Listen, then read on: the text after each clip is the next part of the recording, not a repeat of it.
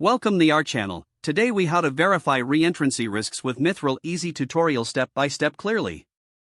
To verify reentrancy risks with Mythril, start by installing Mythril on your system. Open your terminal or command prompt.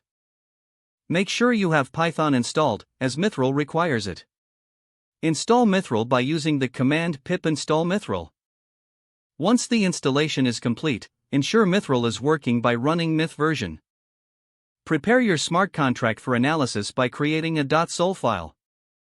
Open your favorite code editor and write or paste the solidity code of the contract. Save the file with a descriptive name, for example, mycontract.sol. In the terminal, navigate to the directory where your contract file is saved. Use the command mythanalyze mycontract.sol to start the analysis process. Mythril will process the contract and identify potential vulnerabilities. Wait for the analysis to complete, this may take a few moments. Once finished, Mythril will display results in your terminal. Look for any warnings specifically related to reentrancy risks. Review the detailed output to understand the nature of any identified vulnerabilities. Make corrections to your contract code as necessary based on the findings. Rerun the analysis to verify that the issues have been resolved. Repeat this process until you are confident that all reentrancy risks have been addressed. By following these steps, you can effectively verify reentrancy risks using Mythril. If the page does not load, refresh the browser or try again in a private or incognito window.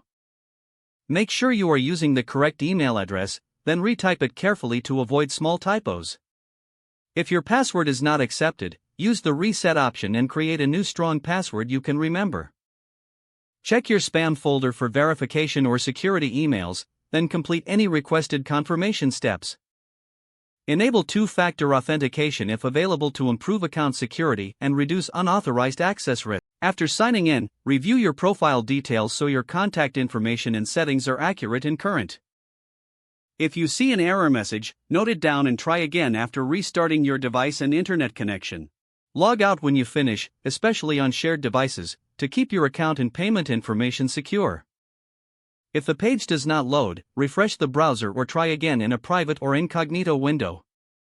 Don't forget to like this video and subscribe to our channel for more step-by-step tech guides.